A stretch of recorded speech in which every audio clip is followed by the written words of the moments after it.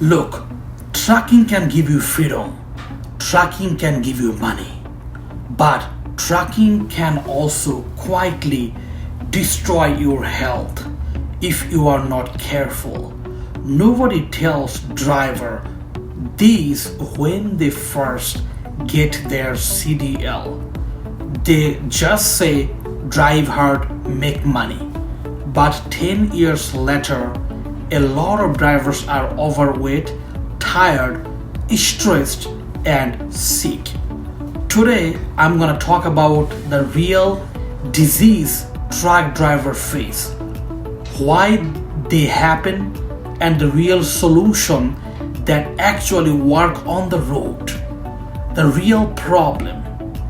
Let me be honest, trucking itself is not the problem. The lifestyle is the problem. Think about it. Sitting 10 to 14 hours a day, eating whatever is quick, sleeping whenever you can, stress about loads, traffic, DOT, money, family. Over time, this lifestyle catches up with your body, and it doesn't happen overnight, it happens slowly. That's why drivers ignore it until it's serious. Most common truck driver disease. First, weight gain and obesity. Almost every long haul driver deals with this. You are sitting all day eating fast food, drinking soda or energy drinks. That leads to heart disease, diabetes, joint pain. Second, back and neck pain, lower back, shoulders, knees, constant pain, bad seat posture, vibration, no stretching. Drivers pop painkillers instead of fixing the root cause. Third, sleep problems and sleep apnea. This one is dangerous.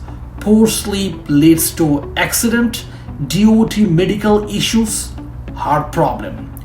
A lot of drivers don't even know they have sleep apnea. Fourth, high blood pressure and heart issues. Stress, salt, smoking, energy drinks, deadly combination.